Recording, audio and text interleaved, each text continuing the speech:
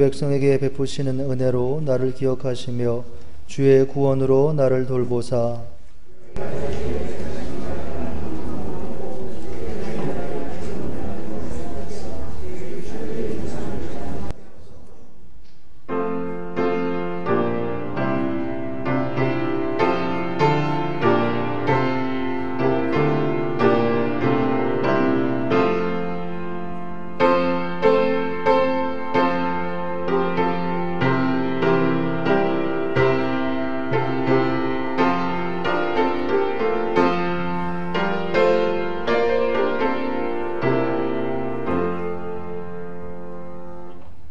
겸손한 마음으로 우리 죄를 고백합시다.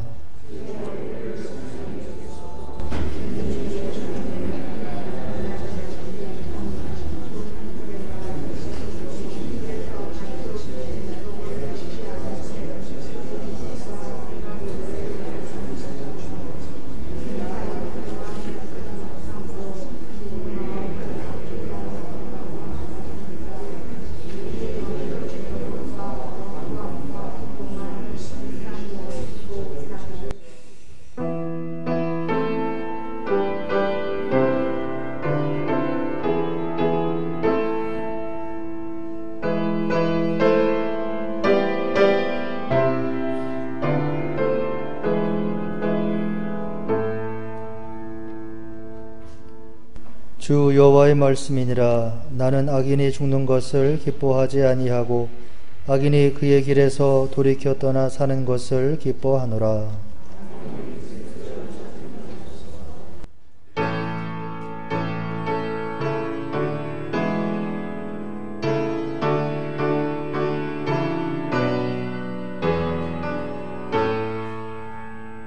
큰 영화로신 주 이곳에 오셔서 이 모인 자들로 주 백성 삼으사 그 중에 항상 계시고 그 중에 항상 계시고 큰 영광 나타내소서.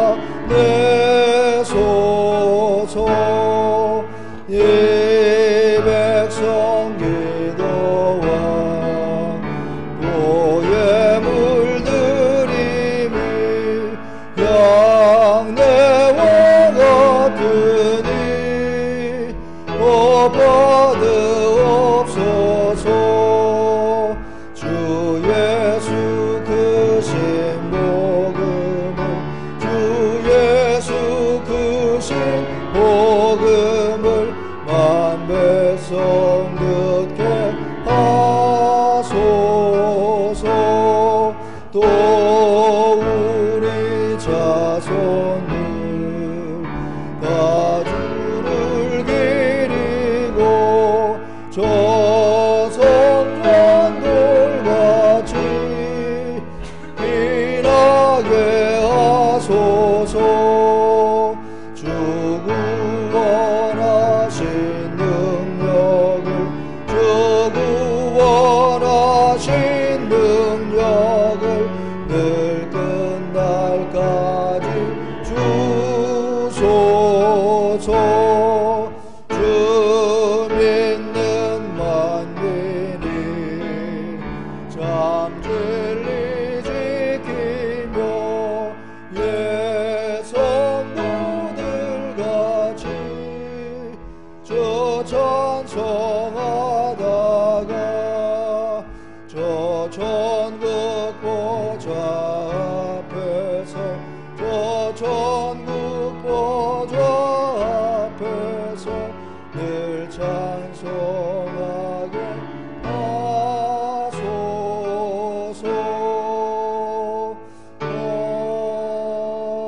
아멘.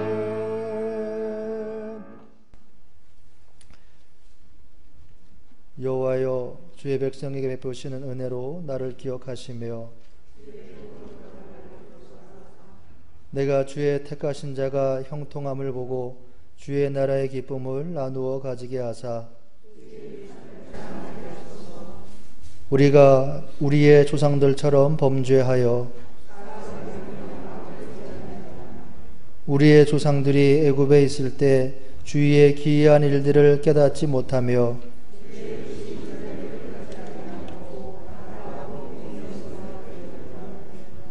그러나 여호와께서는 자기의 이름을 위하여 그들을 구원하셨으니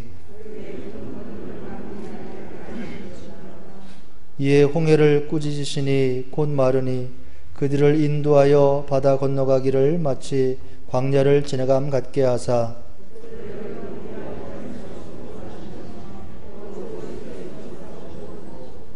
그들의 대적들은 물로 덮으심에 그들 중에서 하나도 살아남지 못하였도다.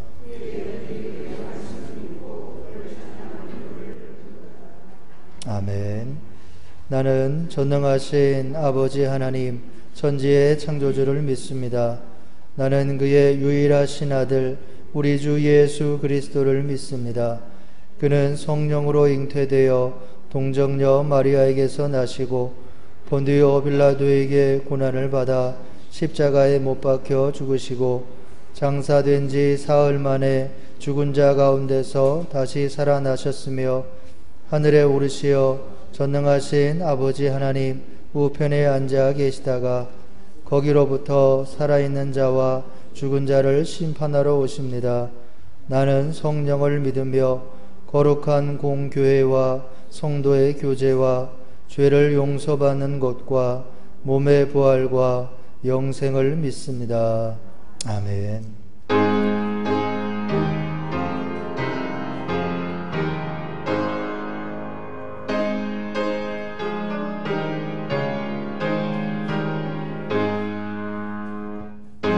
만복의 근원 하나님 온 백성 찬송 드리고 저 천사여 찬송하세 찬송 성부 성자 성령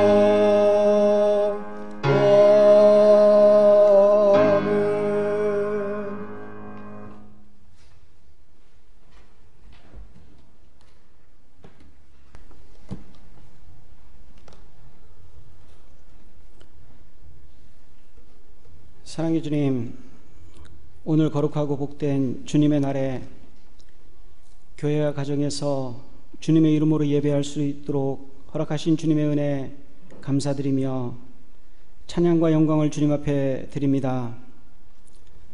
지나온 2020년 날들을 돌아보며 하나님과 이웃과 교회 사랑을 위해 전념하지 못했습니다. 물질의 풍요로움을 추구하며 살아왔습니다. 또한 주님께 진심으로 예배도 찬양도 기도도 하지 못했습니다.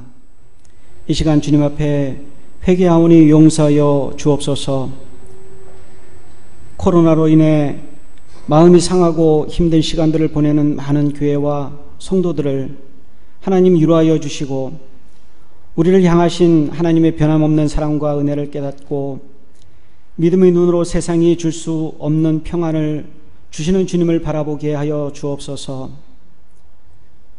주님의 뜻 가운데 세우신 우리 해운대 교회가 마음과 뜻을 다해 하나님을 사랑하고 힘들고 지친 영혼들을 위해 십자가의 복음을 전하며 기도하고 섬길 수 있는 아름다운 교회가 되게 하여 주옵소서.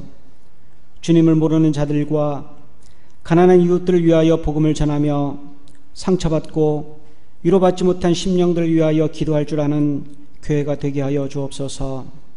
사랑의 주님, 이 나라의 대통령을 비롯한 위정자들이 국민의 소리에 귀 기울이며 공의로서 판단하게 하시고 지역과 계층, 이념 간의 갈등이 없게 하시어서 화해와 포용으로 서로를 존중하고 국민을 위해 봉사하고 섬기는 그런 위정자들이 될 수 있도록 인도하여 주옵소서. 하나님을 경외하고 자기의 생각만을 앞세우지 말고 오로지 국민의 입장에서 국민을 두려워하는 마음가짐으로 나라를 이끌어가게 인도하여 주옵소서. 젊은이들에게 좋은 일자리와 새 가정을 쉽게 이루어가도록 주거 환경과 교육 환경을 새롭게 고쳐주시고 아픔과 고통 속에 있는 이웃들과 노약자들을 돌보며 함께 위로하며 살아가게 하여 주옵소서. 사랑의 주님, 이 교회의 마음과 육신의 질병으로 힘들어하는 자녀들이 있습니다. 그들을 찾아가 주시고 그들의 슬픈 마음과 아파하는 모든 곳을 주님의 피 묻은 손으로 어루만져 주옵소서. 그리하여 힘들어하는 자녀들의 마음에 주님의 사랑이 넘쳐나도록 인도하여 주옵소서. 낙심하여 하나님을 찾지 못하고 있는 주님의 자녀들을 기억해 주시고 그들의 마음을 움직여 주시고 그들을 교회로 인도하시어서 교우들이 간절한 기도가 헛되지 않도록 주님 도와주옵소서.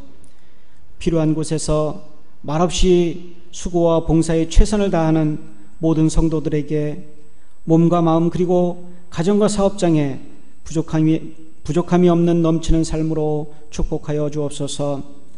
말씀 전하시는 목사님께도 영육간에 간건케 하시고 성령 충만케 하시어서 단 위에서 선포되어지는 말씀을 통해 하나님의 뜻을 올바르게 깨닫는 은혜의 시간이 되도록 인도하여 주옵소서.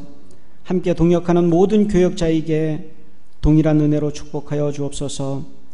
오늘도 주님의 뜻이 하늘에서 이룬 것 같이 땅에서도 이루어지기를 원하오며 하늘의 사람처럼 살기를 소망하는 교우들이 이 예배를 통해서 기쁨과 감사와 찬양이 넘쳐나도록 인도하여 주옵소서. 예수 그리스도 이름으로 감사드리며 기도하옵나이다. 아멘.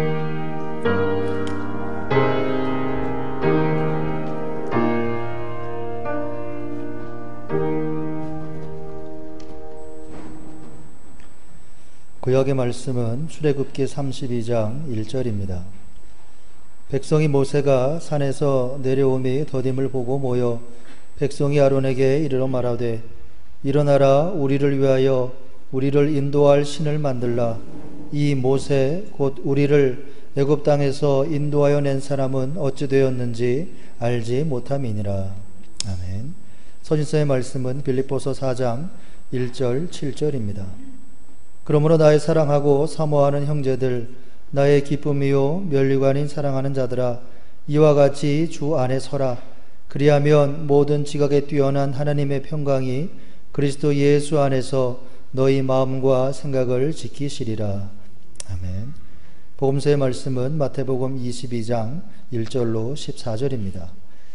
예수께서 다시 비유로 대답하여 이르시되 천국은 마치 자기 아들을 위하여 혼인잔치를 베푼 어떤 임금과 같으니 그 종들을 보내어 그 청한 사람들을 혼인잔치에 오라 하였더니 오기를 싫어하거늘 다시 다른 종들을 보내며 이르되 청한 사람들에게 이르기를 내가 오찬을 준비하되 나의 소와 살찐 짐승을 잡고 모든 것을 갖추었으니 혼인잔치에 오소서 하라 하였더니 그들이 돌아보지도 않고 한 사람은 자기 밭으로 한 사람은 자기 사업하러 가고 그 남은 자들은 종들을 잡아 모욕하고 죽이니 임금이 노하여 군대를 보내어 그 살인한 자들을 진멸하고 그 동네를 불사르고 이에 종들에게 이르되 혼인잔치는 준비되었으나 청한 사람들은 합당하지 아니하니 내 거리 길에 가서 사람을 만나는 대로 혼인잔치에 청하여 오라 한데 종들이 길에 나가 악한 자나 선한 자나 만나는 대로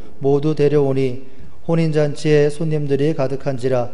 임금이 손님들을 보러 들어올세 거기서 예복을 입지 않은 한 사람을 보고 이르되 친구여 어찌하여 예복을 입지 않고 여기 들어왔느냐 하니 그가 아무 말도 못하거늘 임금이 사환들에게 말하되 그 손발을 묶어 바깥 어두운 데에 내던지라. 거기서 슬피 울며 이를 갈게 되리라 하니라. 청함을 받은 자는 많되 택함을 입은 자는 적으니라. 아멘. 주님의 말씀입니다. 오늘이 벌써 성령 강림 후 19번째 주일입니다. 이제 한 해가 거의 저물어 가는 코로나에게 쫓기다 보니까 한 해가 빠르게 지나갔습니다. 이렇게 성령 강림 후 19번째 주일 예배에 참여한 여러분들에게 하나님께서 주시는 은총과 평강이 함께 하시기를 축복합니다. 여름은 가을은 여름이 타고 남은 것이다. 중국의 태제치라는 분이 그렇게 얘기했다죠. 여름이 활활 타고 남은 것처럼 그렇게 무덥다가 지난주부터 좀 찬바람이 불기 시작하는 것 같아요.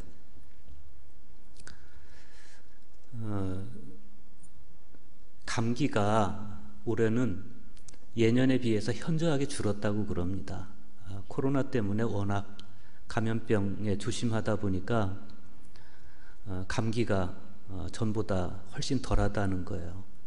그래도 이렇게 쌀쌀한 바람이 불기 시작하고 이런 무렵에는 조심하는 게 좋을 것 같습니다. 모두들 건강하시기 바랍니다.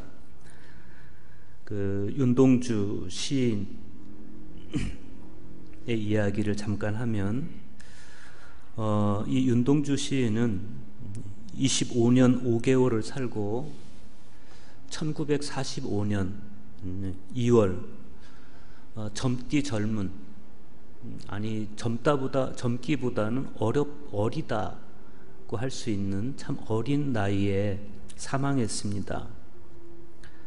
윤동주가 처음부터 기독교인은 아니었지만 그러나 누구보다도 주 안에 굳게 서 있었던 사람입니다. 윤동주의 시에는 예수님만 등장하는 것이 아니라 릴케라든지 투르케네프라든지 도스토옙스키라든지 이런 분들이 등장하는데 그분들은 한결같이 성경을 가까이 한 사람이라는 공통점이 있어요. 그리스도인으로서 우리는 누가복음 4장 18절을 기억해야 됩니다. 왜냐하면 예수님의 사명 선언문이 거기 있기 때문에 그렇습니다. 그 누가복음 4장 18절에 등장하는 사람들이 어떤 사람들입니까? 가난한 자, 포로된 자, 눌린 자, 그런 사람들. 그러니까 예수님의 사명은 정확하게 가난한 자, 포로된 자, 눈먼 자, 눌린 자, 그들을 향하고 있었다라는 것이 누가 공동체의 판단이에요. 윤동주는 그 사실을 정확하게 알고 있었던 사람입니다. 어떤 과정을 통해서 윤동주가 이렇게 성경의 깊은 지식을 얻었을까? 유대인의 전통적 학습 방법 중에 하브루타라는 것이 있습니다. 각자가 분석하고 자기 생각을 조직화하고 그래서 상대방에게 설명하고 상대방으로부터 설명을 들으면서 또 질문도 하면서 새로운 관점을 발견하는 그런 학습법이에요. 예를 들어서 다니엘 1장 7절에 보면 하나님이 네 소년에게 학문을 주시고 모든 서적을 깨닫게 하시고 지혜를 주셨으니 다니엘은 또 모든 환상과 꿈을 깨달았더라. 이런 말씀이 있어요. 다니엘을 포함해서 4명의 소년이 함께 성경을 읽으면서 지혜를 얻어가는 그런 장면을 그린 말씀입니다. 이게 바로 그 하브루타식 교육인데 윤동주도 그렇게 성경 공부를 한 겁니다. 윤동주는 성경학교에서 학생들과 같이 성경 공부도 하고 토론도 하고 그랬습니다. 1935년에 찍은 용정 북부교회 학위성경학교 사진을 보면 거기 이제 윤동주도 있고 문익환도 거기 있어요. 규암 김야견 목사라는 분이 계십니다. 그분이 바로 윤동주의 외삼촌입니다. 윤동주의 집안은 이 규암으로 인해서 예수님을 믿게 됐고 윤동주는 이분에게 한학을 배워요. 이 김야견 목사님은 맹자 전문가였고 그러면서 무장 독립 투쟁가였습니다. 간도지방 독립운동의 배후 조종자이기도 했던 이분이 어느 날 감옥에 갇히게 되는데 거기서 성경을 읽다가 충격적인 사실을 발견하게 됩니다. 히브리인들이 애굽에서 400년 동안이나 노예 생활을 했으면서도 자기들의 정체성을 잃지 않고 탈출했다. 그런 이야기예요. 400년 동안 남의 나라에서 노예살이를 했으면 그냥 그 나라 사람이 되는 거예요. 그런데 그런 사람들이 어떻게 자기 민족을 잊지 않고 끝내는 탈출했을까? 이게 충격이었습니다. 이후로 그의 관심의 중심은 히브리였어요. 히브리, 하비루, 아피루, 하피루, 이게 이제 고대 근동에서는 똑같이 노예를 지칭하는 단어입니다. 이 사람들은 세상의 중심이 아닌 주변부 사람들이에요. 주변부 사람들. 그런데 외삼촌인 규암이 바로 그런 사람들, 주변 사람들, 이런 사람들에게 관심을 갖다 보니까 외삼촌에게 영향을 받은 윤동주 역시도 세상의 중심에서 밀려난 사람들, 그 주변 사람들, 그들에게 관심이 가 있었습니다. 그들이 바로 윤동주에게 있어서는 누가복음 4장 18절 이하에서 예수님이 말씀하신 가난한 사람, 포로된 사람, 눈먼 사람, 눌린 사람, 그런 사람들이었어요. 그 사람들을 윤동주가 가슴에 끌어안습니다. 윤동주가 쓴 첫 번째 시가 1934년 12월 24일에 쓴 초한대라는 시예요. 그 내용이 이렇습니다.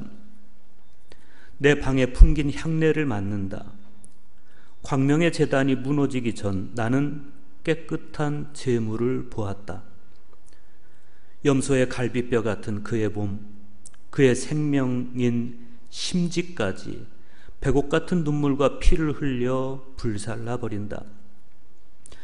그리고도 책 머리에 아롱거리며 선녀처럼 촛불은 춤을 춘다.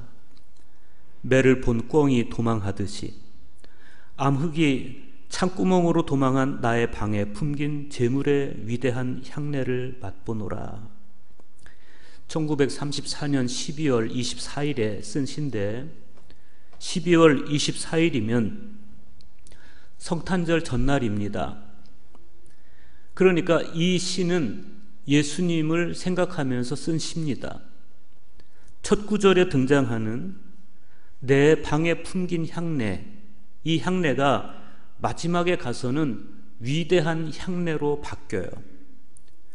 빼앗긴 조국을 자신의 방으로 여기고 그 방에서 살아가야 하는 자신의 삶이 예수님처럼 갈비뼈를 불살라 위대한 향내로 품겨지기를 다짐하는 그런 윤동주의 마음이 이 시에 그대로 녹아 있습니다. 25 청년인 윤동주가 통한의 민족사 속에서 이렇게 예수 그리스도를 마음에 품고 살았다는 것, 그리고 그의 내면의 그리스도를 따라서 그의 삶이 온통 억압받는 조국, 그리고 억압받는 동포들에 대한 사랑으로 표현되고 있다는 사실, 여기서 우리가 감동을 느끼는 겁니다. 사실 우리가 그렇지 못할 때가 많습니다. 범사에 예수님을 마음에 두고 살아가는 것에도 우리는 참 서툴고, 예수님을 따라서 주변의 이웃을 사랑하고 돌보고 살아가는 그런 삶에도 어떤 때는 게을러서, 어떤 때는 마음이 없어서 못하는 게 우리 모습이에요. 그런데 오늘 구약의 말씀, 복음서의 말씀을 묵상하다 보면 성경 속에 나오는 사람들도 그렇게 신앙의 중심을 굳게 잡고 그 신앙을 따라서 살아가는 것이 쉽지는 않았던 것 같아요. 오늘 구약 성경에 등장하는 히브리들은 모두가 파스카의 은총을 경험했던 사람들입니다. 어린 양의 피를 문설주와 좌우 임방에 바른 집은 여호와께서 넘어가신 것, 그들에게 생명을 주신 것, 그것을 현장에서 경험했던 사람들이에요. 그러면 이 사람들은 어떤 상황에서도 주 안에 굳게 서 있어야 되는 그런 사람들입니다. 그런데 성경을 보면 그렇지 못합니다. 출애굽기 32장 1절에 보면 십계명을 받기 위해서 시내산 위에 올라간 모세가 더디게 내려오는 시간이 자꾸 지체되니까 그때 사람들이 아론에게 몰려가서 우리를 위하여 우리를 인도할 신을 만들라 이렇게 재촉합니다. 그들을 향한 하나님의 진노 앞에서 모세가 간절하게 탄원하는 그 탄원이 없었더라면 이 사람들은 심판을 당하고 말았을 거예요. 그런가 하면 오늘 복음서의 말씀은 임금의 혼인잔치에 초대된 사람들을 보여줍니다. 그들 중에 어떤 사람들은 임금의 초대를 아예 거절하는가 하면 어떤 사람들은 초대는 응했지만 예복은 입지 않은 그런 모습이에요. 이런 성경의 말씀들이 우리에게 보여주는 게 뭡니까? 하나님의 호의로 인해서 구원을 받은 사람들 중에는 그 은혜를 쉽게 잊어버리거나 혹은 배신하는 경우가 허다하고 어떤 경우에는 아예 호의를 무시하고 받아들이지 않거나 혹은 호의를 받아들이더라도 그 태도의 무례함으로 인해서 하나님께 끝내는 택함을 받지 못하는 경우가 허다하다는 거예요. 그런 사람들이 너무 많아서인지는 몰라도 오늘 서신서의 말씀에서 사도 바울은 주 안에 서라 이렇게 당부하고 이어지는 말씀에도 보면 주 안에서 혹은 예수 안에서 이런 표현을 거듭 당부하는 거예요. 범사에 어떤 상황 속에서도 주 안에 예수 안에 있어야 된다. 모든 행동의 동기, 모든 실천의 동기가 그분으로부터 나와야 된다. 오늘은 그 중에서 복음서의 말씀을 중심으로 해서 살펴보도록 하겠습니다. 마태복음 22장 1절 보십시오. 예수께서 다시 비유로 대답하여 이르시되 이렇게 말씀이 시작이 돼요. 다시 비유로 말씀하셨다. 이 말씀은 지금 예수님께서 말씀하시는 이 누가복음 22장 1절 이하의 비유가 그 전에 있는 21장에 있는 두 개의 비유와 연결되고 있다. 긴밀하게 연결되는 비유이다. 그런 뜻이죠. 아버지께서 오늘 포도원에 가서 일해라 이렇게 말씀하셨을 때 처음에는 실소이다 라고 거절했지만 그러나 그 후에 뉘우치고 갔던 둘째 아들의 이야기를 예수님께서 그 이전에 들려주시면서 그렇듯이 둘째 아들처럼 세리와 창녀들도 처음에는 죄를 지었지만 그러나 둘째 아들처럼 후에는 뉘우치고 그 뉘우친 후에는 너희들보다 더 하나님께 순종했기 때문에 그들이 너희들보다 먼저 하나님 나라에 들어갈 것이다.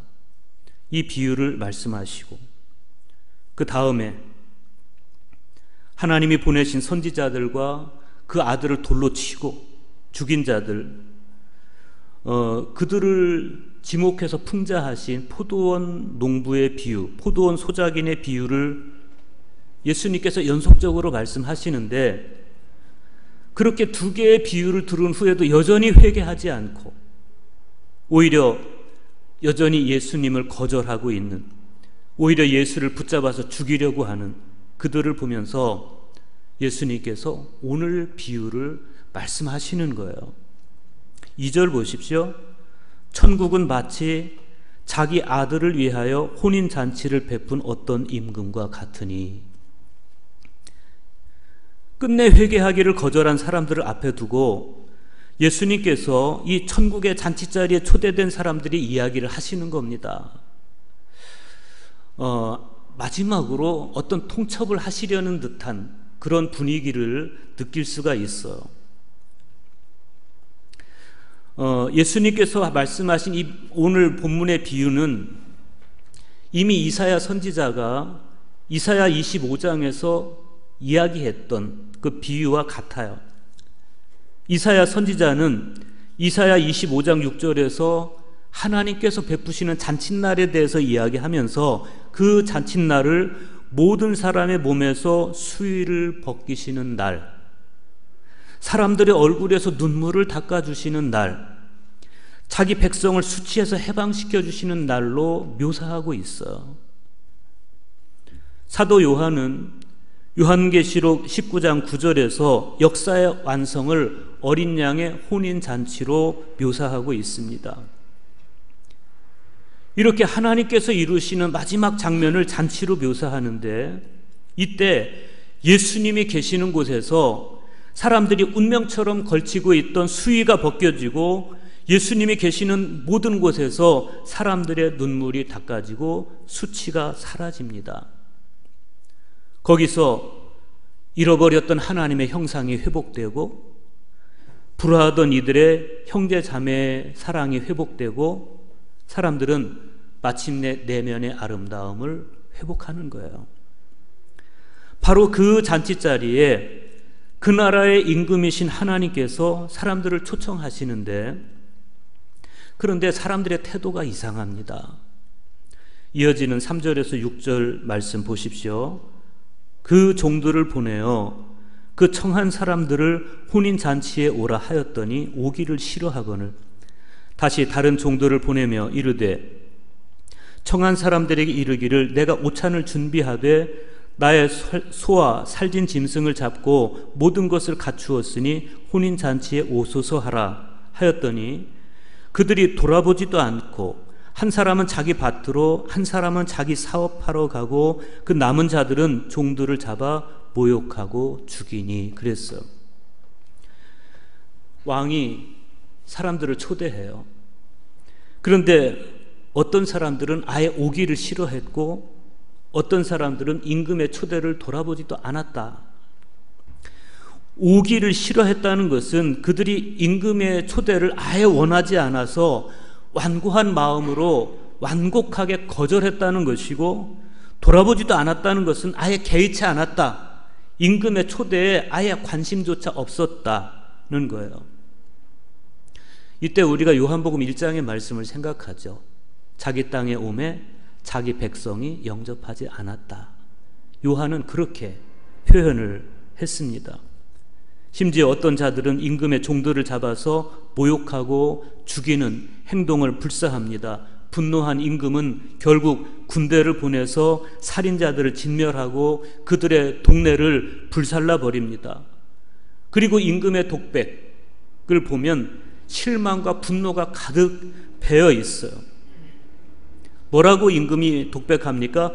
혼인 잔치는 준비되었으나 청한 사람들은 합당하지 아니하니. 하나님 나라에서 우리를 위해서 잔치를 준비했어요. 그런데 하나님께서 우리를 보시면서, 저와 여러분을 보시면서 너희들은 이 나라에 참 합당치 않구나 라고 말씀하신다면 참 불행한 일이죠. 예수님이 그 말씀을 하시는 거예요. 처음에 초청받은 사람들이 누굽니까? 귀족들입니다. 하나님의 구원 사역에 처음 초청받았던 선민 이스라엘을 이야기하는 겁니다. 왕은 이들을 초청할 때 정중하게 초청했습니다. 초청장을 만들어서 종들을 통해서 직접 찾아가게 하고, 그래서 그분들을 정중하게 초대했습니다. 유대인들입니다. 그러나 그들은 거절합니다. 이 초청장은 무효가 되고 말아요. 하나님의 초청에 문제가 있습니까? 그렇지 않습니다. 초청받은 사람들이 초청에 합당하지 않은 행동을 합니다. 하나님의 초청에 합당하지 않는 이런 모습은 사실 그들에게 있어서 어제 오늘의 모습은 아니에요. 오늘 구약 성경에 등장하는 히브리 자손들을 보면 이들은 하나님의 구원 사건을 역사 속에서 경험했던 사람들입니다. 그런데 안타까운 것은 그들이 하나님 안에 굳건하게 서 있지를 못하는 겁니다. 모세가 산에서 내려오는 시간이 점점 지연되니까 그들이 아론을 찾아가서 이렇게 소리칩니다. 일어나라, 우리를 위하여 우리를 인도할 신을 만들라. 그들은 자기들을 구원하신 하나님의 뜻, 하나님의 구원 방법, 그 기가 막힌 파스카 사건, 그 축제에는 관심 없고 오로지 자신들을 위해서, 나를 위해서 새로운 신을 요구하고 있어요. 이때 그들이 요구한 우리를 위하여 우리를 인도할 신, 이건 어떤 다른 신이 아니라 눈에 보이는 신이에요. 눈에 보이는, 우리가 볼 수 있는 신을 만들어 달라는 거예요. 오랜 기간 동안, 400년 동안 애굽에서 생활하면서 눈에 보이는 가시적인 우상들만 접해왔기 때문에 눈에 보이지 않는 하나님이 이들에게는 미덥지가 않은 거예요.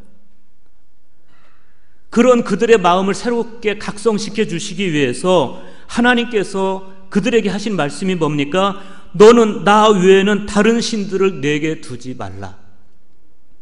너를 위하여 새긴 우상을 만들지 말라. 주님은 분명하게 말씀하셨어요. 나는 질투하는 하나님이라고. 하나님이 뭘 질투하세요?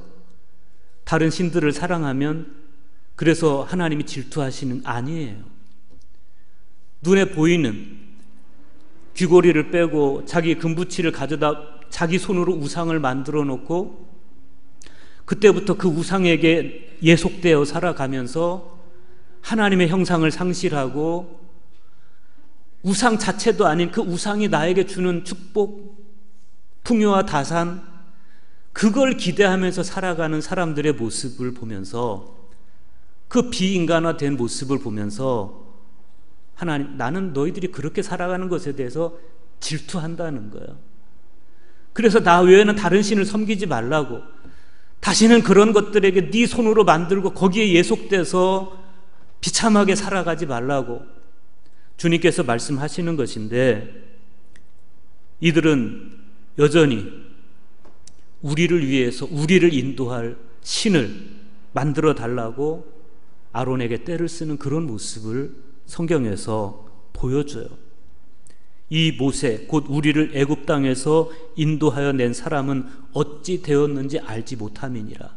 이게 무슨 뜻입니까? 이 한마디에 그들의 불신앙이 드러나요. 그들을 애굽 땅에서 인도해낸 분은 누굽니까? 모세입니까? 아니에요. 하나님이에요. 여호와께서 그들을 애굽 땅에서 이끌어내신 거예요. 그런데 그들은 하나님은 보지 않고 모세만 보는 거예요. 숟가락은 국맛을 알 수 없다고?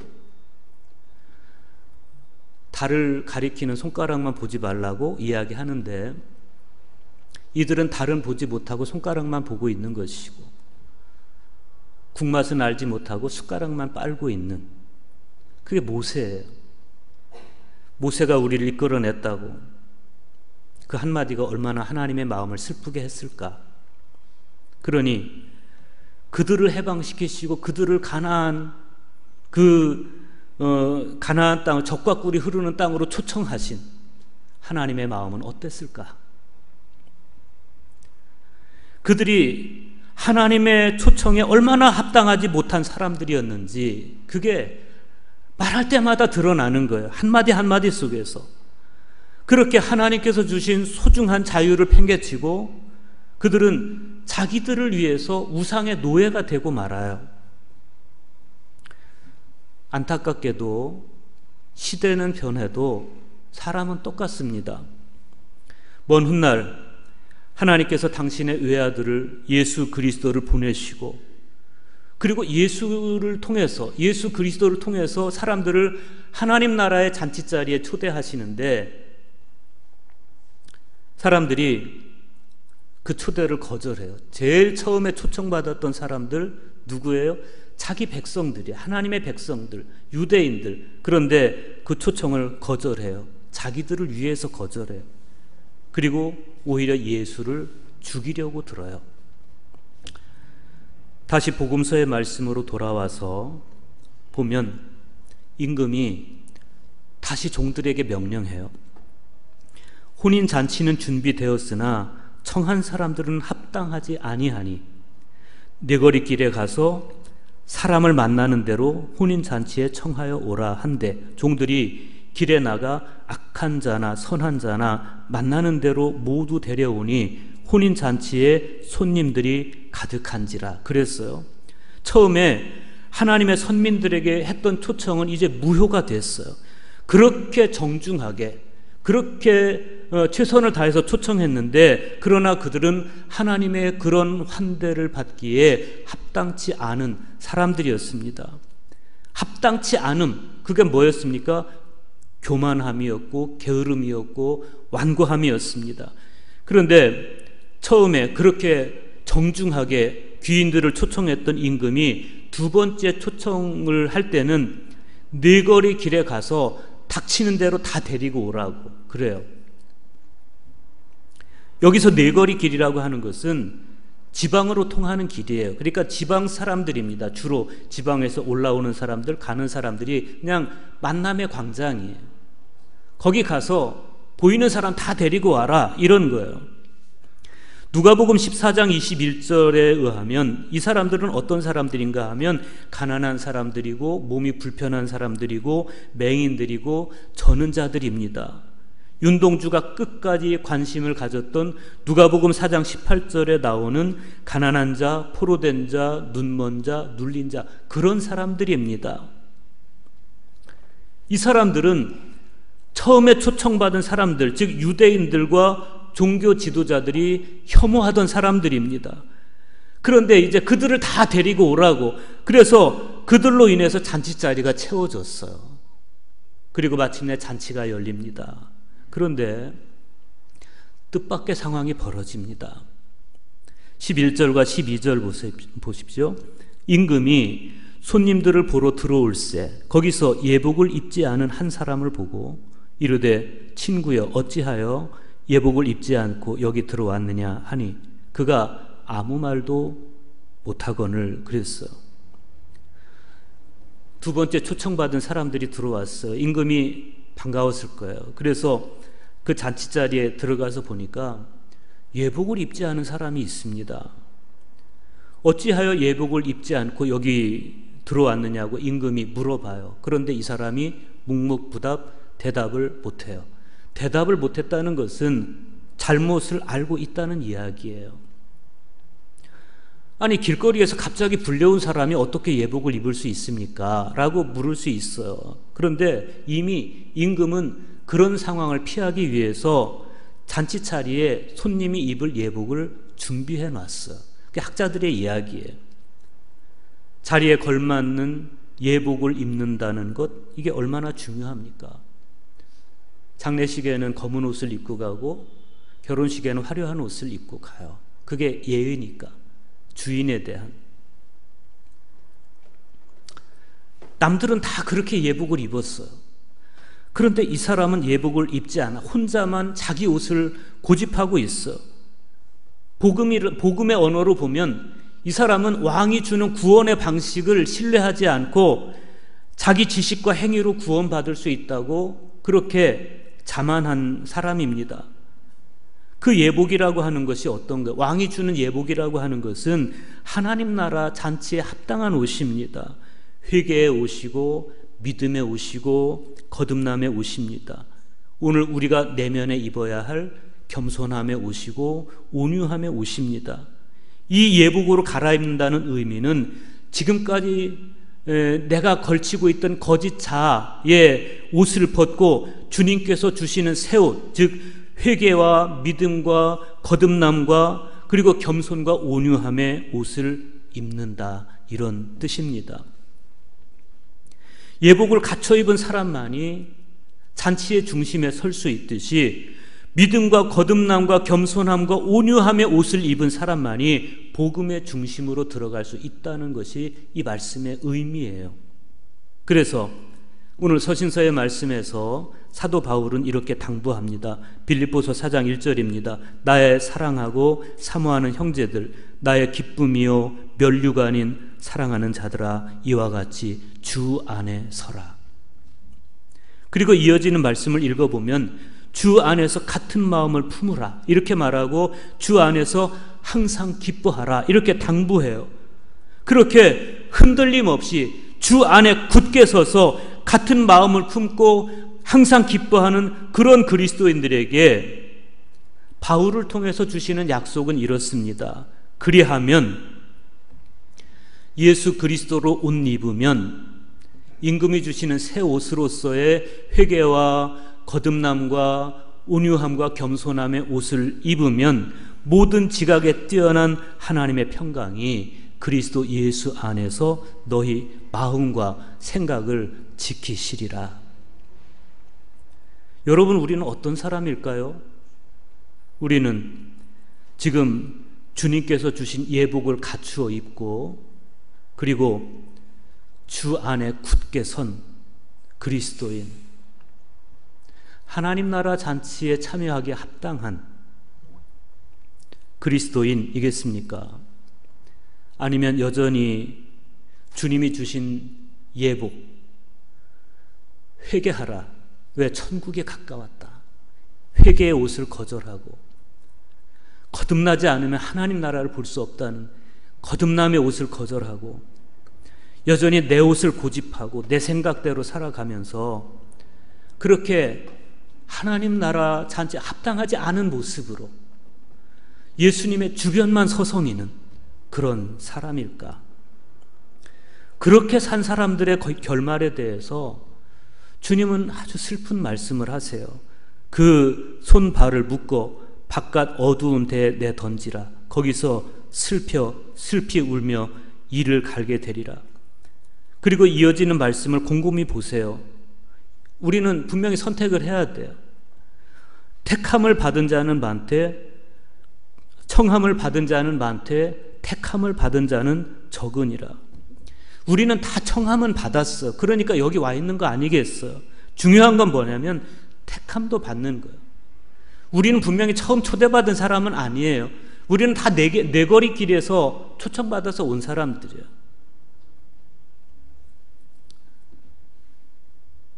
이때 우리에게 중요한 건 예복을 갖춰 입는 것. 바울 사도는 성경 곳곳에서 우리를 향해서 그리스도를 옷 입은 사람이 되라고 당부합니다. 그리스도의 마음으로 사람을 대하고 그리스도의 손과 발이 되어 살아가는 것이야말로 주 안에 굳게 선 사람이 입어야 할 예복이에요. 25살의 윤동주는 누가복음 4장 18절을 이해한 후에 이런 시를 남깁니다. 지난밤에 눈이 소복이 왔네.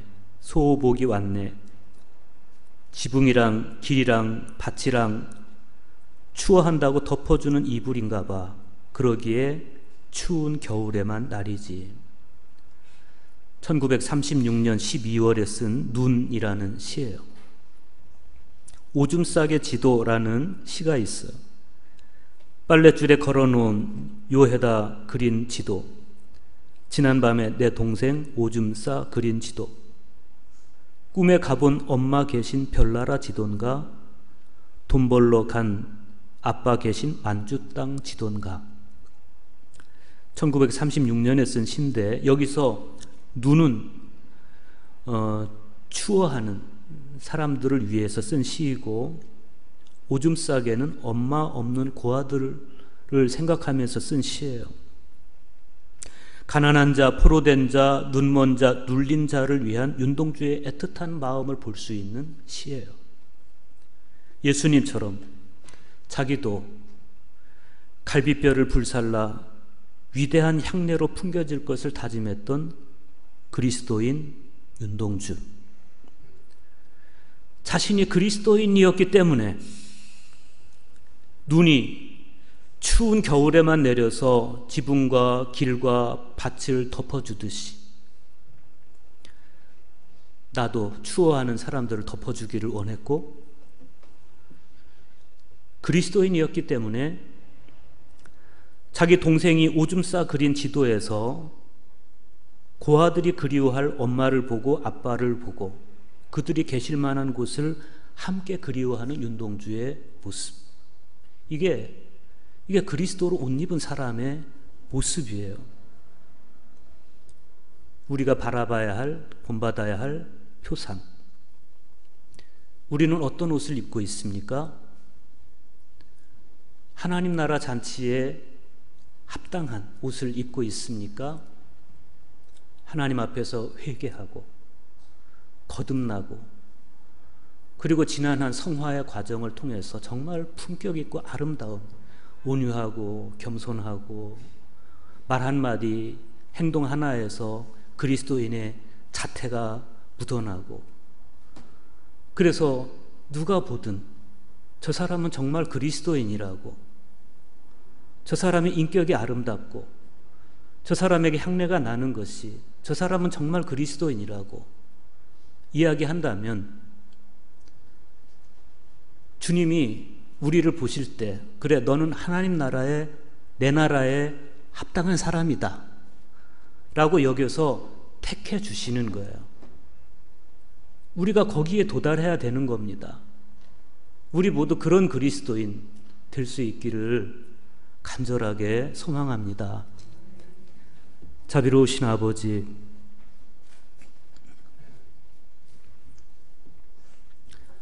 주님께서 저희를 초청하시고 그래서 하나님 나라의 기쁨을 맛보게 하기를 원하시는데 저희들은 여전히 내 생각에 겨워서 혹은 게으르거나 혹은 완고하거나 혹은 교만해서 하나님의 초청을 거절하고 혹은 하나님의 초청을 받아서 잔치자리엔 왔지만 여전히 그 나라에 합당치 않은 내 생각, 내 고집을 내세우고 하나님의 뜻을 거절하는, 하나님, 그러한 저희의 모습이라면 이제 나의 옷을 벗게 하시고 그리스도로 옷 입게 하여 주시옵소서.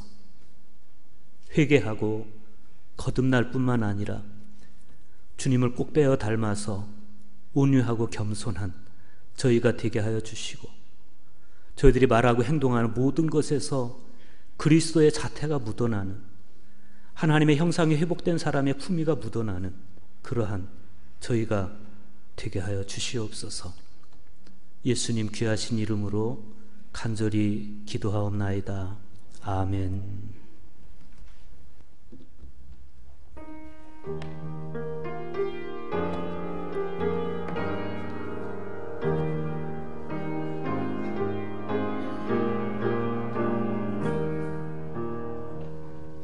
너 예수께 조용히 나가 내 모든 짐 내려놓고 주 십자가 사랑을 믿어 죄 사함을 너 받으라. 주 예수께 조용히 나가 내 마음을 쏟아놓으라.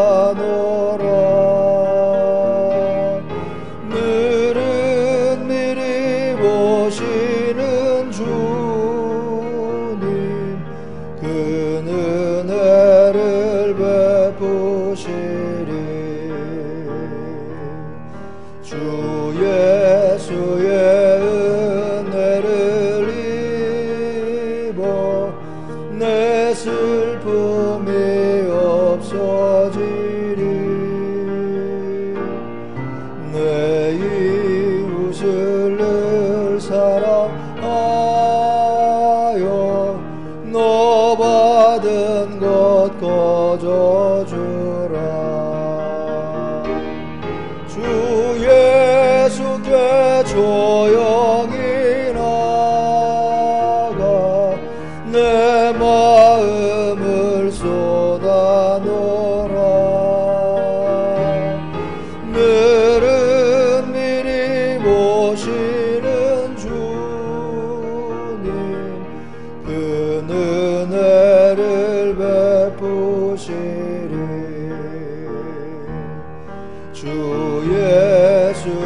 친구로 삼아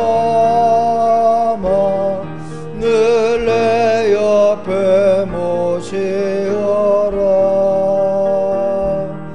그 영원한 생명새 물에 내 마른 목 죽이어라. 주 예수께 조용히 나가 내 마음을 쏟아놓으라. 늘은 미리 보시는 주님 그 은혜를 베푸시리.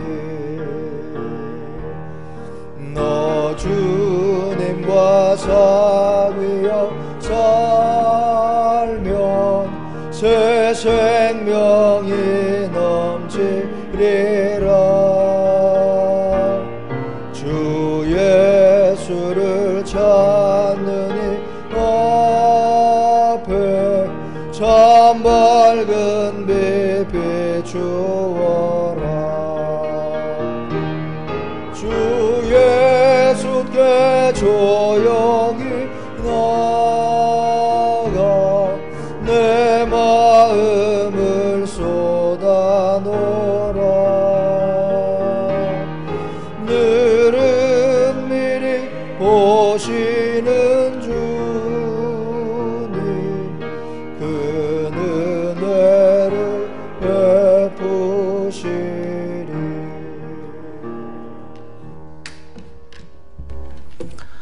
자비로우신 아버지, 사랑하는 자녀들 주님께 나와 예배하며 이 귀한 예물을 봉헌합니다.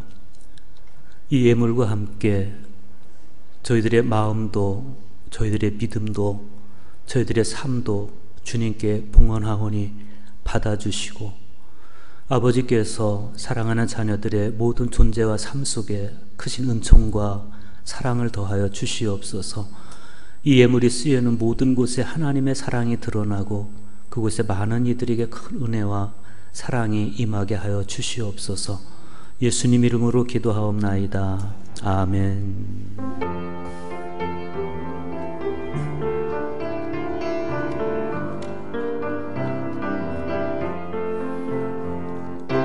사랑의 나는 있는 곳에 하나님께서 계시도다. 감사합니다. 네, 1번 광고는 옆에 계신 분들하고 인사하세요. 반갑게. 너무 가까이 가시지 말고 손으로만 이렇게 하트 날려주세요. 네, 1번 광고는 그냥 읽어보시고요. 맨날 하던 광고라서 그 통큰통독 성경 일독 학교를 이제 오늘 오후부터 재개합니다. 그렇지만 아직 코로나19의 위험이 있기 때문에 비대면으로 재개합니다. 우리 교우들께서는 그 진행부의 진행에 잘 따라주시고 참여해 주시면 감사하겠습니다. 코로나19 차후의 상황을 지켜보면서 이제 대면으로 진행할 수 있으면 바꿀 수 있도록 하겠습니다. 그 줌 설치 및 사용 방법, 오늘 여러분들에게 말씀드리려고 했는데 지금 방송실 요 카메라 설치를 하다가 준비가 덜 끝난 것 같아요. 그래서 다음 주에 해야 되겠습니다. 네, 여러분들 죄송하고요. 다음 주에 꼭 참여해 주시기 바랍니다. 그걸 이제 줌 사용 방법을 여러분이 터득해야 같이 뭐 성서 연구도 할 수 있고 또 회의도 할 수 있고 하기 때문에 반드시 이 비대면 시대에는 반드시 필요하겠습니다. 오늘 예배 후에, 이 예배 끝난 후에 바로 정기 임원회가 있겠습니다. 집사님들 이상 임원들은 꼭 참여해 주시기 바랍니다. 삼남년의 평신도 수련회 16일, 17일 이틀 동안 경주에서 하려고 했는데 비대면으로 전환했다고 그래요. 이후에 광고 여러분들에게 제가 따로 드리도록 하겠습니다. 지금 그 예배가 계속 50명 이하로 이렇게 모여서 진행이 되고 있는데 오늘 보니까 인원이 좀 많이 오신 것 같아요. 교회에서 이제 그만 오시라고 이러면 안 되잖아. 여러분이 더 인원이 많아지면 그 뭐 오후 시간을 통해서 그 예배를 3부 예배까지 하든지 그렇게 하겠습니다. 그런데 오시는 인원을 우리가 그 좀 파악할 수 있어야 돼요. 그래서 여러분들이 꼭 다 오시려면 다음 주부터는 이제 예배 참석 신청을 꼭 해주세요. 당분간 한 몇 주면 하면 될 것 같은데 잘은 모르겠지만 그렇게 해서 예배 참석 신청해 주시고 예배 참여하시면 좋겠습니다. 그래서 인원이 더 늘어나면 더 예배 시간을 늘리도록 그렇게 하겠습니다. 예, 나머지 광고 주보 참조해 주시기 바랍니다. 이상입니다.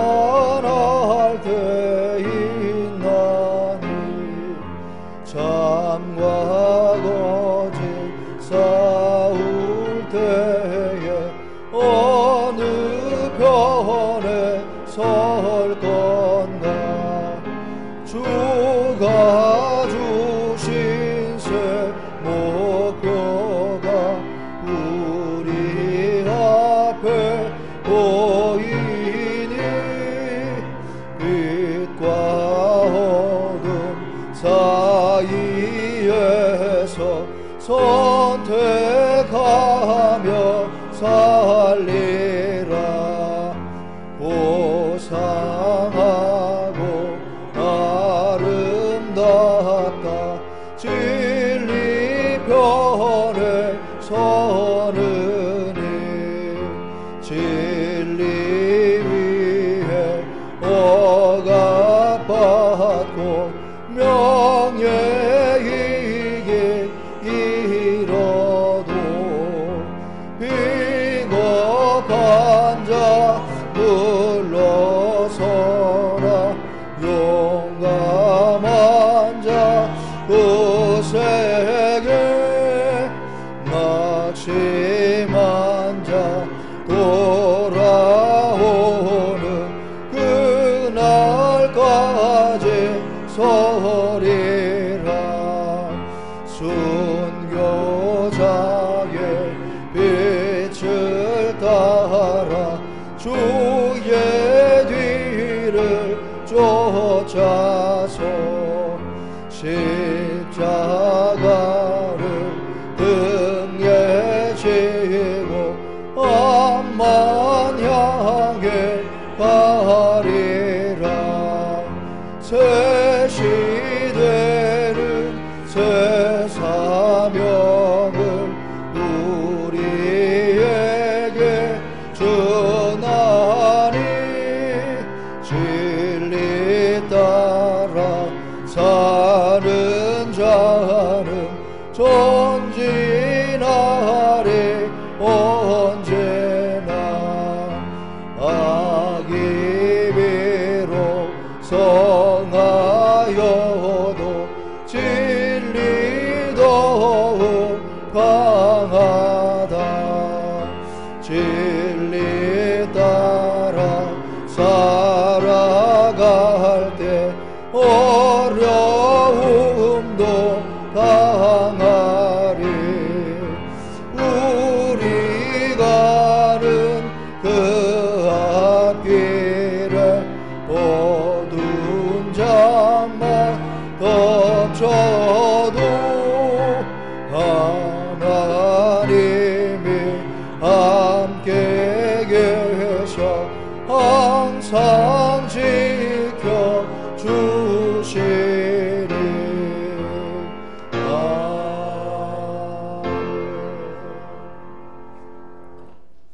이제는 우리 주 예수 그리스도의 은혜와 하나님 아버지 극진하신 사랑하심과 성령의 교통하심이 낡은 자아의 옷을 벗고 그리스도의 옷 회개와 거듭남과 온유함과 겸손함의 새 옷을 입고 주 안에 굳게 서서 청함 받았을 뿐만 아니라 택함까지도 받기를 소망하는 사랑하는 주의 자녀들 머리머리 위에 이제로부터 영원토록 함께 하시기를 간절히 축원하옵나이다. 아멘.